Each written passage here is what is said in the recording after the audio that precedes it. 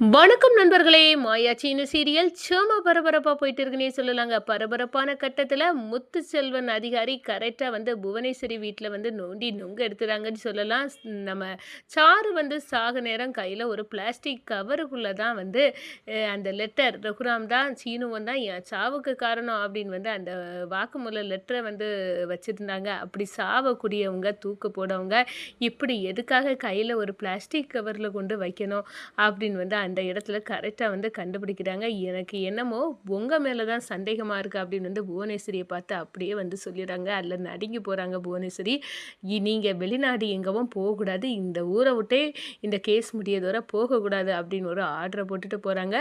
அதே நேரம் நம்ம சாருவின் ஆவி நம்ம ஜானகி அம்மாவ வந்து பார்த்து தேம்பி தேம்பி அழ ஆரம்பிச்சுட்டு, "யாரும்மா உன்ன கொன்னா?" அப்படின்னு வந்து நம்ம ஜானகி அம்மா வந்து கேட்குறாங்க. சாருக்கு ஆவி அப்படியே சொல்லி அழுது, அதெல்லாம் அந்த புவனேஸ்வரி தான் பெரியம்மா என்னை வந்து வர சொன்னாங்க. நான் உங்க வீட்டுக்கு போக நேரம் நான் போய் சொன்னேன். என்னால வந்து அ நம்ம சீனு, மாயா லைஃப்ல வந்து நான் இடைஞ்சலா இருக்கக்கூடாதுன்னு முடிவு பண்ணிட்டேன். நான் அதனால கல்யாணம் பண்ணல. இந்த கல்யாணம் எனக்கு வேண்டாம் அப்படின்னு வந்து நான் இப்பவே பெரியப்பாட்ட சொல்லப் போறேன் அப்படின்னு வந்து சொன்னேன். நீ என்ன இப்படி சொல்லி நீ வந்து நல்ல பேரோ கடைசி நேரத்தில வாங்க போறியா? அது எல்லாம் நடக்காது. உன்ன வச்சு தான் நாங்க ஆதாயம் பார்க்கணும். அந்த ரகுராம் குடும்பத்த அழிக்கணும்னு இருந்தோம். அது இப்ப நடக்காம போறதுக்கு நீ காரணமா ஆன. நீ செத்து தொல. அப்பதான் வந்து ரகுராம் காலம் ஃபுல்லா வந்து கம்பி எண்ண முடியும். அதுக்கு ஒரு ரூட்டையும் போட்டுட்டேன். அண்ணே இவள கொல்லுனே அப்படின்னு வந்து பசுபதிட்ட சொல்லி, பசுபதி தான் என் கழுத்த நெரிச்சு வந்து தண்ணிக்குள்ள முக்கி வந்து என்ன கொல்ல வச்சது, என்ன சாகடிச்சது பசுபதி தான் அப்படின்னு வந்து அந்த இடத்துல கதறி அழுதுங்க. நம்ம ஜானகி அம்மா இப்படியெல்லாம் உனக்கு கொடூரம் நடந்திருக்கா? உன் சாவுக்கு நீதி கிடைச்சே ஆகணும். கண்டிப்பா புவனேஸ்வரிக்கும், பசுபதிக்கும் தண்டனை வாங்கி குடுப்பேன்மா அப்படின்னு வந்து அந்த இடத்துல சொல்றாங்க. நடந்த விஷயத்தெல்லாம் மாயாட்ட சொல்றாங்க. மாயா நிச்சயமா சாருவோட ஆத்மா சாந்தி அடைய வைக்கணும். அதுக்கு இது குற்றவாளிக்கு தண்டனை கிடைக்கணும் பெரியம்மா. நம்ம கண்டிப்பா இத போராடணும். நம்ம பெரியப்பாவும், சீனுவும் எந்த தப்பு இல்ல அப்படின்னு வந்து வெளிய கொண்டு வரணும் அப்படின்னு வந்து நிக்கிறாங்கங்க.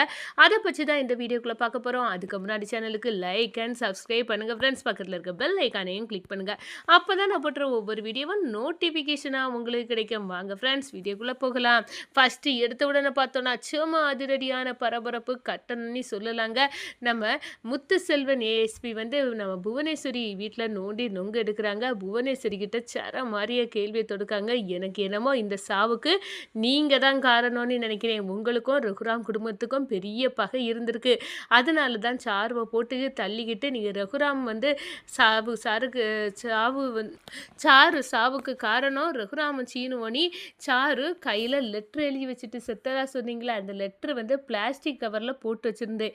ஏன் அந்த லெட்டர நீங்க வந்து எழுதியிருக்க கூடாது அப்படின்னு வந்து அந்த இடத்துல வந்து செமையா வந்து கொண்டு வந்துறாங்க. இது வந்து கொலை தான். அதுவும் நீங்க தான் பண்ணியிருக்கணும். எனக்கு என்னமோ உங்க மேல தான் சந்தேகம் இருக்கு. நீங்க இந்த ஊர விட்டு எங்கேயும் போகக்கூடாது. இந்த கேஸ் முடியது வர. அப்படி என் கண்காணிப்பிலே தான் இருக்கணும் அப்படின்னு வந்து சொல்லிட்டு தூக்கி வாரி போடுது. இந்த புவனேஸ்வரிக்கும், பசுபதிக்கும் சாரு உடம்பு அன்னைக்கு எரிச்சிட்டு போனா இந்த பிரச்சனை வராது. அவள வந்து அப்படியே வந்து அவளுக்கு பாடிய வந்து போலீஸ்ல வந்து ரீபோஸ்ட்மார்ட்டம் அது இதுன்னு எடுத்து கண்டிப்பா நம்மள கொண்டு மாட்டி விட்டுருவாங்க போல இருக்குன்னே. இந்த பிரச்சனையில நம்ம இப்ப வந்து மாட்டிட்டோம்னா அவ்வளோதான். இப்ப என்ன பண்ண? அதுக்கு பெரிய லாயர ஒண்ணு நம்ம பிடிக்க வேண்டியதா. அந்த லாயருக்கு எவ்வளோ பணம் குடுத்தாலும் நம்ம இதுல சிக்காம வெளிய வரணும். இந்த மகாலிங்கத்துக்கிட்ட நம்ம கைக்குள்ள வச்சுக்கிடணும். இல்லன்னா மகாலிங்கம் வந்து ரகுராம் வந்து தப்பு செய்யல அப்படின்னு வந்து சொல்லிட்டானா அவ்வளோதான் அப்படின்னு வந்து அந்த இடத்துல என் பொண்ணுக்கு சாவுக்கு காரணமான ரகுராம் சீனுக்கு தண்டனை குடுக்கணும் அப்படின்னு வந்தே நம்ம ரகுராமுகிட்ட வந்து தண்டனை வாங்கி குடுக்கணும் அப்படின்னு வந்து நம்ம மகாலிங்கத்திட்ட ஊட்டி ஊட்டி வைக்கணும் அப்படின்னு வந்து புவனேஸ்வரி நினைச்சிட்டு இருக்காங்க. ஆனா நம்ம சாருவின் ஆவி பயங்கரமா வந்து ஆக்ரோஷமா வந்து நம்ம ஜானகி அம்மா வீட்டுக்கு அப்படியே வந்து தேம்பி தேம்பி அழுது நம்ம ஜானகி அம்மா ரூமுக்கு வந்து பார்த்தா சாருவோட ஆவிய பார்த்து பயங்கர ஷாக்காறாங்க. "ஏம்மா நீ இப்ப அழுற? உனக்கு என்னதான் நடந்துச்சு? உன்னை யாரும்மா கொன்னா?" அப்படின்னு வந்து நம்ம ஜானகி அம்மா வந்து கேட்குறாங்க. பெரியம்மா நான் தப்பு செய்துட்டேன். நான் இந்த கல்யாணம் வேண்டாம் அப்படின்னு வந்து கடைசியான முடிவுல நான் எடுத்தேன். ஏன்னா நீங்க, மாயா எல்லாருமே வந்து என்கிட்ட பிரெயின் வாஷ் பண்ணாங்க. கடைசில இப்படி ஒரு வாழ்க்கை எனக்கு தேவையா? மாயாவும், சீனுவும் வந்து சேர்ந்தே வாழட்டும் அப்படின்னு ஒரு முடிவு எடுத்தேன். ஆனா புவனேஸ்வரி என்ன வர சொன்னாங்க. புவனேஸ்வரிட்ட இந்த முடிவ ஃபோன்ல சொல்ல நேரம், புவனேஸ்வரி வர சொன்ன உடனே நானும் போனேன். அப்பதான் வந்து பசுபதி அவங்க அண்ணன் கூட சேர்ந்து முடிவெடுத்தாங்க. இந்த சீனுவும், மாயாவும் சேர்ந்து வாழணும் அப்படின்னு வந்து இந்த சாரு முடிவெடுத்துட்டா. அதானே அப்படின்னு வந்து என்கிட்ட கேட்டாங்க. ஆமா. நான் வந்து இனி வந்து மாயா, சீனு வாழ்க்கையில நான் வந்து வரவே இல்ல. எனக்கு வந்து நான் வேற கல்யாணம் தான் பண்ண போறேன். எனக்கு இந்த கல்யாணமே வேண்டாம் அப்படின்னு வந்து நான் முடிவெடுத்துட்டேன் அப்படின்னு வந்து நம்ம சாரு சொல்ல, அதுக்கா நாங்க இருக்கோம். நான் உன்ன வச்சு தான் நாங்க வந்து அந்த ரகுராம் குடும்பத்த பழி வாங்கணும்னு நினைச்சேன். ஆனா நீ வந்து இப்ப வந்து இந்த கல்யாணம் வேண்டாம். மாயா, சீனு கூட சந்தோஷமா இருக்கட்டும்னு விட்டுற. ஆனா நாங்க விட முடியாதுல்ல அப்படின்னு வந்து புவனேஸ்வரி வந்து சொல்லுறாங்க. அதுக்கு என்ன தங்கச்சி இப்ப பண்ண இவள அப்படின்னு வந்து சொல்ல நேரம் தான், அண்ணே வேற வழியே இல்ல. இவள கழுத்த நெரிச்சு தண்ணிக்குள்ள வச்சு கொன்னுருவனே. கொன்னுகிட்டு இவள அப்படியே தூக்குல தொங்க போட்டுருவான். கையில ஒரு லெட்டர வந்து எழுதி வச்சுருவான். என் சாவுக்கு வந்து ரகுராமும், சீனுவும் தான் காரணம் அப்படின்னு வந்து நம்ம சாருக்கு கையில ஒரு லெட்டரையும் எழுதி வச்சுருவோம் அப்படின்னு வந்து நம்ம சாருகிட்டயே வச்சு சொல்றாங்க. சாரு ஐயையோ!